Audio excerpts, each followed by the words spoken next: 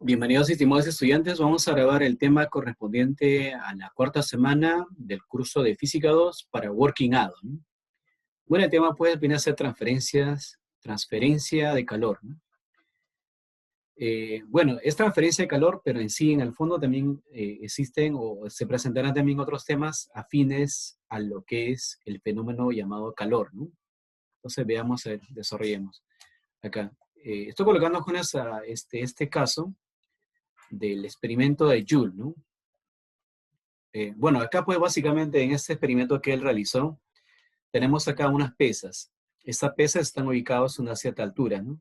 Y ustedes saben que cuando están estas pesas ubicadas a una cierta altura respecto a la superficie, tienen un tipo de energía almacenada. Esa energía que tienen almacenada es energía potencial gravitatoria, ¿no? Cuando descienden, van a, digamos, mover a través de la cuerda, le transfiere movimiento a este eje. Y bueno, este eje dentro del recipiente tiene pues unas aletas, ¿no?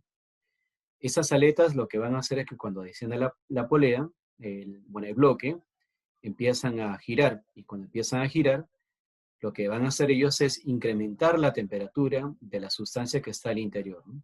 Entonces, por ello dice pues acá, ¿no?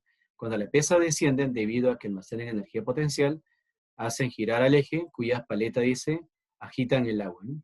Esta agitación, dice, provoca pues un aumento de la temperatura del agua, y así la energía térmica del agua va aumentando, ¿no? Entonces dice, pues el señor Joule consiguió determinar que para elevar la temperatura de 1 gramo de agua de 14,5 grados centígrados a 15,5 grados centígrados, se requieren o se necesitan producir una energía de 4,18 joules, lo cual dice, pues equivale a una caloría, ¿no? Es decir, ¿no? Que una caloría, ¿a cuánto equivale? Una caloría equivale, dice, pues esto lo encontró experimentalmente, a 4,186 joules, ¿no? O en su efecto, un joule es igual a 0,24 calorías, ¿no?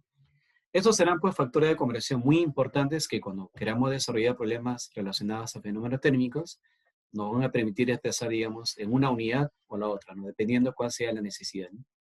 Entonces, en ese sentido, dice, pues al finalizar la sesión, ustedes que son los estudiantes deben resolver problemas referentes a cambio de temperatura, cambio de fase, transferencia de energía térmica, tomando, dice, como referencia la forma de transferencia de calor, que es por conducción, por convección y por radiación, ¿no? Bueno, el concepto de calor ya lo vimos la semana pasada, pero una vez más vamos a visualizarlo, ¿no? Nosotros tenemos acá dos sustancias a diferentes temperaturas, el A20 y el A80, ¿no? Bueno, la sustancia que está a menor temperatura tiene baja energía interna y la sustancia que está a mayor temperatura tiene mayor energía interna. Entonces, cuando aquí combinamos, se va a dar el flujo de energía interna de un cuerpo de mayor temperatura a otro cuerpo de menor temperatura. El flujo de energías de un cuerpo de mayor hacia otro cuerpo de menor temperatura se llama pues calor, ¿no? Por eso dice acá, se denomina calor a la transferencia o flujo de energía interna de un cuerpo de mayor temperatura hacia otro de menor temperatura, ¿no? Ese proceso pues finaliza, culmina, cuando alcanzan un proceso, digamos un equilibrio, ¿no? Ese equilibrio viene a ser el equilibrio térmico, ¿no? Equilibrio térmico básicamente, ¿no? Dice pues ahora, este caso que ustedes están viendo acá de la transferencia de calor, en realidad se puede representar mejor en un diagrama.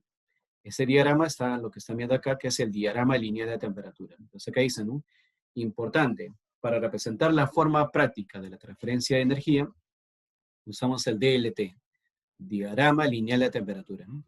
¿Qué se coloca en el DLT? Bueno, básicamente a la mitad se coloca la temperatura de equilibrio, al lado derecho la temperatura alta y al lado izquierdo la temperatura baja, ¿no? Y luego pues se asocian también las masas de la sustancia, ¿no? Y en la temperatura de equilibrio, la temperatura del A va a subir, la temperatura del B pierde. Si pierde, entonces se coloca calor perdido, y si él gana, calor ganado. Y si hacemos un balance de energías, vamos a ver pues que el calor ganado con el calor perdido van a ser iguales, ¿no? Entonces, por balance de energía se va a cumplir que el calor ganado es igual al calor perdido. Bueno, las unidades pueden ser calorías o como que también joules, ¿no? Ya vieron el factor de conversión de unidades, ¿no? Ahora, ¿qué efectos puede generar, digamos, el calor sobre un cuerpo, ¿no? Bueno, uno de los efectos que puede generar el calor sobre un cuerpo es el cambio de temperatura. Tenemos acá dos sustancias que están, digamos, bueno, tenemos agua, básicamente puede ser, o cualquier otra sustancia, ¿no? Donde le estás entregando calor. Entonces, si le entregas calor, ¿qué va a pasar con ellos, no? Lo común en la casa, ¿no? Si colocas el agua en un recipiente en la cocina, vas a ver que al rato empieza a cambiar de temperatura, ¿no? Entonces, la cantidad de calor, pues, que ellos reciben o absorben o necesitan para elevar su temperatura, se le llama calor sensible, ¿no? Entonces, la cantidad de calor que se requiere, ¿no?, para elevar su temperatura, que se simboliza con el Q sub S, es el calor sensible. Entonces, ¿qué es el calor sensible? Es la cantidad de calor que se requiere, que requieren esta sustancia para que cambie de temperatura. Cuando dice que cambie, puede ser que eleve, como puede ser que baje, ¿no? Y matemáticamente, pues, se tiene eso, ¿no? El calor sensible es directamente proporcional a la masa. O sea, cuanto más masa, tiene que darle más calor, ¿no? El calor sensible también es directamente proporcional al cambio de temperatura. De hecho, ¿no?, mayor calor, mayor cambio de temperatura, ¿no? De esa relación directa entre esas dos cantidades se obtiene, pues, una constante. Esa constante se llama calor específico. El calor específico es propio de todas las sustancias para muchos problemas.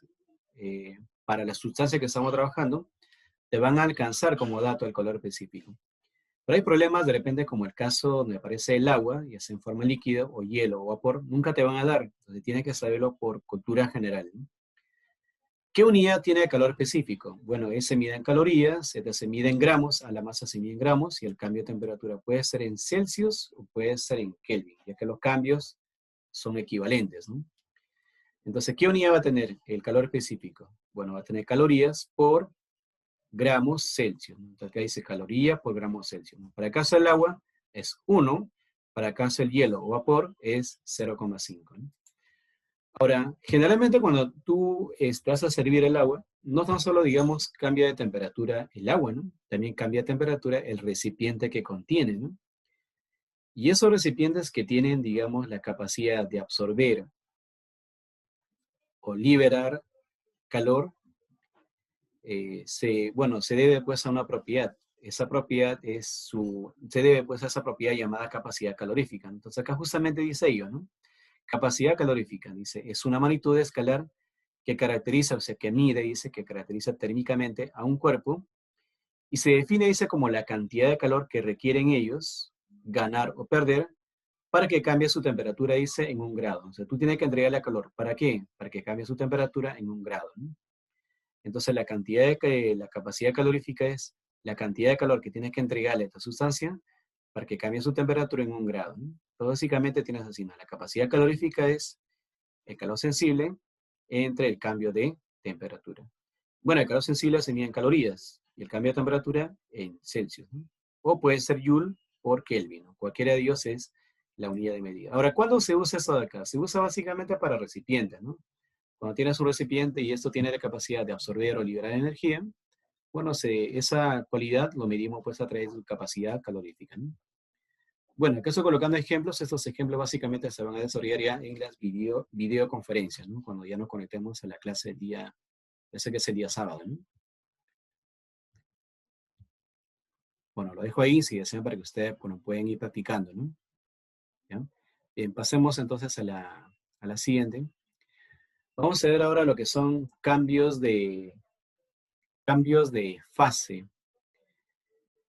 Primero, nosotros conocemos por fase o estados de la materia, ¿no? Y bueno, dice, pues son 5, pero de ellos los más comunes son 3. Entonces acá dice, la fase de una sustancia nos indica cómo están configuradas las moléculas bajo ciertas condiciones de presión y temperatura, ¿no? Tenemos sólido, líquido y gaseoso, ¿no? En el caso de lo gaseoso, pues las moléculas están más dispersas, ¿no? En el caso de los líquidos están menos dispersas y en el caso de los sólidos están bastante cohesionadas, ¿no? Ahora, ¿qué es cambio de fase? Dice, el cambio de fase viene a ser aquel fenómeno donde hay un cambio de la forma física del cuerpo debido a la transferencia de calor. O sea, si tú le entregas calor al hielo, va a cambiar digamos, su forma, ¿no? Pero sigue siendo agua, solo que es agua líquida, ¿no? Pasó de sólido a líquido, ¿no? Y si hierves el agua, pasa de líquido a gas, a vapor, pero vapor sigue siendo agua, ¿no? Agua en forma de vapor. Estos son los posibles cambios de fase que se pueden dar, ¿no? Tenemos las tres, lo más comunes, ¿no? Sólido, líquido y gaseosos. De sólido a líquido se llama fusión, lo contrario se llama solidificación. De líquido a gas se llama vaporización y lo contrario condensación. De gas a sólido se llama sublimación inversa y de sólido a gas se llama sublimación directa, ¿no? Estos son los nombres que reciben, ¿no? Ahora, los cambios de fase dependen, dice pues, de quién. Depende de la presión y depende de la temperatura a la cual van a ser sometidos, ¿no? Esas condiciones se conocen como las condiciones de saturación. O sea, lo más común que vamos a trabajar siempre es con el agua. El agua, de 0 hacia abajo, a todo lo negativo, vas a encontrarlo en la fase sólida. De 0 a 100, al agua lo vas a encontrar en la fase líquida. Y de 100 hacia arriba, vas a encontrar en la fase gaseosa. ¿Pero a qué presión? A la presión de una atmósfera, ¿no? Esas condiciones son las condiciones de saturación. Por lo tanto, cuando ustedes quieran resolver problemas de cambio de fase, primero la sustancia tiene que estar saturada. ¿Qué significa que está saturado? Que tiene que estar entre 0 y 100, o entre 0 a lo negativo, o de 100 hacia lo positivo, ¿no? Dependiendo de en qué estado esté nuestra sustancia, ¿no? Estas son las condiciones de saturación. Por ejemplo, mira, tenemos acá el caso del, vamos a colocar acá arriba esta carita, el caso dice pues de la fusión del agua. Tenemos acá hielo que está a menos 20. De menos 20 de frente tú no puedes fusionarlo y pasar a líquido, sino tienes que primero cambiar su temperatura. En otras palabras, tienes que saturarlo primero, ¿no? Le entregas calor, eleva la temperatura de menos 20 hasta 0, y ahí todavía no cambió de fase, sino que tú le entregas calor y empieza a cambiar de fase, ¿no? Está pasando de sólido a líquido. Pero acá tiene hielo y tienes agua líquida. Como tiene hielo y agua líquida, sigue estando a 0 grados centígrados. Sigues entregando el calor y lo fusionas por completo. Entonces, ese proceso es el proceso de fusión. Acá dice, ¿no? El Q1 genera un cambio de temperatura, en todo el hielo. El Q2 dice genera un cambio de fase en una parte del hielo, ¿no? Sin que varíe la temperatura, ¿no? El Q3 hizo un cambio de fase, se fusionó. Del hielo restante que, bueno, sin variar la temperatura, llega a 0, ¿no?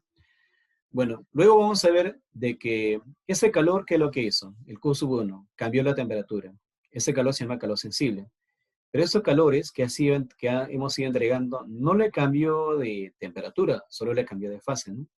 Esos calores tienen un nombre, que a continuación lo vamos a visualizar, ¿no? Ahora, ¿qué sucede para el caso de la vaporización del agua, ¿no? Para el caso de la vaporización, una cosa es vaporizar y otra cosa es evaporar. La evaporación se da a cualquier temperatura, en cambio la vaporización exclusivamente se da a 100 grados centígrados, ¿no? Tenemos acá agua a 70, no puedes vaporizarlo, primero tienes que saturarlo. ¿Qué significa saturarlo? Llevarlo a 100. Le entregas calor, llega a 100. Luego empieza a entregarle calor y pasa de líquido a gaseoso, ¿no? Y hasta que finalmente tienes vapor, ¿no? Pero mira, de acá, ¿cómo ha sido? Ha mantenido temperatura constante, ¿no? Entonces acá dice el Q1 cambia de temperatura y el Q2 y Q3 cambian, dice, de fase de manera progresiva. Dice acá, notar que durante todo cambio de fase la temperatura se mantiene constante en un valor, ¿no? Denominado temperatura de saturación, ¿no? Ahora, dice pues, ¿y por qué no cambia la temperatura si le estás entregando calor, ¿no? ¿A qué se debe, no? Lo que pasa es que cuando tú vas a cambiar de fase de sólido a líquido, en realidad tienes que romper unos enlaces externos. Esos enlaces, pues, son enlaces que mayormente se ven en los cursos de química, no vamos a verlo tanto, pero son enlaces puente hidrógeno, ¿no? Son enlaces, pues, que están cohesionando, digamos, a las moléculas en estado sólido, en estado gaseoso, en estado líquido, ¿no? Entonces, el calor que tú le entregas simplemente rompe esos enlaces externos. Y por eso que no, esa energía que tú le estás entregando sirve pues para romper esos enlaces, ¿no? Entonces la cantidad de calor dice pues que ellos requieren para cambiar de fase y no de temperatura, recibe el nombre de calor latente, ¿no? Que se simboliza con la letra L, ¿no? Dice la cantidad de calor que requiere una sustancia, de 1 gramo básicamente una sustancia para cambiar de fase. Calor latente de fusión o solidificación. Bueno, dice, para que el hielo pase de sólido a líquido, tienes que entregarle calor. Le entregas calor y cambia de fase, ¿no? De 1 gramo de hielo pasa 1 gramo de líquido. Absorbe calor y pasa a líquido, ¿no? Y cuando quieres pasar, dice, de líquido a sólido, que es solidificación, libera, pierde 80 calorías, ¿no? Entonces, el calor latente de fusión o solidificación es 80 calorías por cada gramo. ¿Qué significa eso? Que 1 gramo, para cambiar de fase 1 gramo, ya sea para solidificarlo o para solidificarlo o para fusionarlo, requieres 80 calorías, ¿no? Ahora, veamos el calor latente de vaporización o condensación. Acá tenemos agua líquida que está a 100 grados. Queremos vaporizarlo. ¿Qué hace? Le entregas calor y lo pasas a 1 gramo de vapor. O tenemos acá 1 gramo de vapor, tiene que libera calor y pasa del vapor a la fase líquida, ¿no? ¿Cuánto absorben o cuánto liberan? 540 calorías por cada gramo, ¿no? O sea, requiere mucha más energía, ¿no? Y es por eso, pues, seguramente ustedes han visto que cuando tú colocas la palma de la mano a la tetera cuando está hirviendo, quema. Quema porque tiene mucha energía, ¿no? Pero si colocas hielo, un cubito de hielo en la mano, también te va a quemar, pero con menor intensidad, porque requiere menos calor para cambiar de fase, ¿no? Bueno, pero ahora nosotros no vamos a estar trabajando con 1 gramo, no vamos a trabajar con 2, 3, no sé, buena cantidad de masa, ¿no? Entonces dice, pues en ese caso, lo que vamos a usar es otro calor, que es el calor de transformación. Es la cantidad de calor que requiere toda una sustancia y se puede para cambiar de fase, ¿no? Y la expresión matemática es así, el calor de transformación es la masa por el calor latente, ya sea de fusión, de condensación, de vaporización, dependiendo del cambio de fase que experimenten, ¿no? Mira, acá tenemos para el caso del agua, una gráfica de la temperatura versus el calor, ¿no? Tenemos acá esta gráfica, ¿no? De la temperatura. Vamos a ver la gráfica de la temperatura versus el calor. Bueno, de menos 20 a 0 está en la fase líquida. De menos 20 a 0 está en la fase sólida, ¿no? Para cambiar de fase, primero tiene que elevar su temperatura. Cuando está cuando está en 0, ya está listo para cambiar de fase. Se fusiona.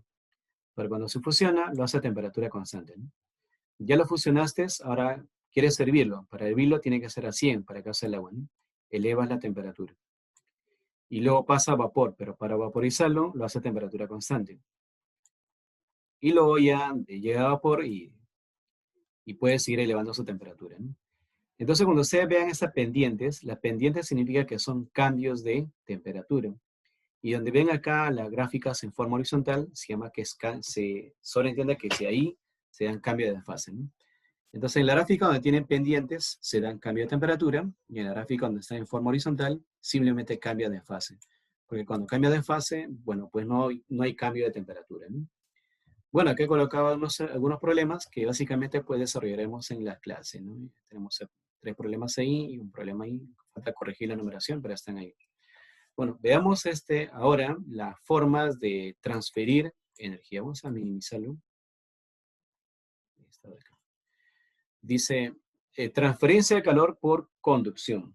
Mira, de repente ustedes alguna vez, bueno, de hecho que lo experimentan día a día, imagínate que tienes agua hirviendo, ¿no? Tú te sirves en una taza y empiezas a mover con la cuchara, y luego a rato sientes la sensación de calor que pasa a través de la cuchara hacia tu cuerpo, ¿no? Significa pues que ahí se está transfiriendo calor por un fenómeno. Ese fenómeno se llama el fenómeno de transferencia de calor por conducción. Acá, por ejemplo, tenemos un gráfico, tenemos un mechero, acá tenemos una barra metálica, y he colocado acá unos clavos con cera, ¿no? Entonces le vamos a entregar calor. Le entregas calor, y bueno, a medida que tú le entregas calor, bueno, la radiación está pasando, ¿no? De la fuente a la barra, y ahí vas a ver en esa animación, ¿no? Bueno, el grado de agitación molecular empieza a aumentar y, bueno, esos clavitos pues empiezan a caer, ¿no? Entonces dice acá, ¿no? A medida que un extremo de la barra se calienta, a medida que un extremo de la barra se calienta, la energía cinética de las moléculas, obviamente, de la barra empiezan a aumentar, ¿no? de manera, dice, que estas vibran rápidamente, transfiriendo energía a las moléculas más lentas, ¿no?, que están en el trayecto, ¿no? Entonces dice, por lo tanto, la transmisión de calor, dice, por conducción se da básicamente en los sólidos, ¿no?, debido, dice, a los choques intermoleculares o el movimiento libre de electrones.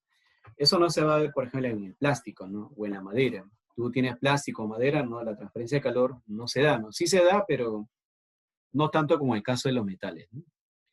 Dice, este flujo, dice, en ese sentido, dice, a la rapidez con la cual el calor fluye a través de este conductor, recibe el nombre de flujo de calor, con la letra H, ¿no?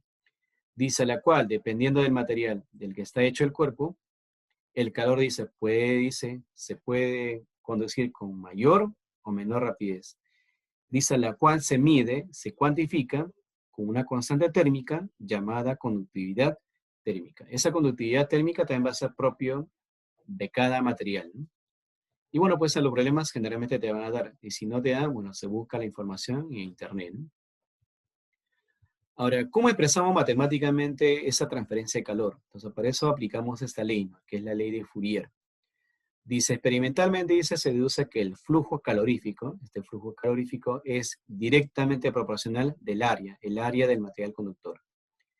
Dice, es directamente proporcional al área y el cambio de temperatura. El cambio de temperatura se calcula entre la alta y la baja, ¿no? En ese caso es una diferencia de temperatura, ¿no? Dice la diferencia de temperatura por unidad de longitud. Asimismo, dice, pues este H se define como la cantidad de calor por cada unidad de tiempo, en la división, dice, de mayor a menor temperatura. O sea, el flujo de calor siempre se va a dar de mayor a menor, ¿no?, de mayor a menor temperatura, ¿no? Entonces, matemáticamente se tiene, ¿no?, que este flujo calorífico mide la rapidez con la cual fluye el calor. Ese diferencial del calor respecto al tiempo es la rapidez con la cual fluye el calor.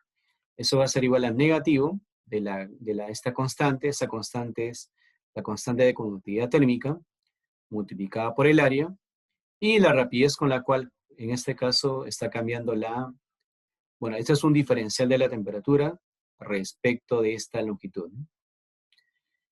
En su forma más elemental, vamos a tener así, que el flujo calorífico va a ser el calor entre el tiempo. Eso va a ser igual al negativo de esta constante, que es la constante de conductividad térmica, por el área, por el cambio de temperatura entre la longitud.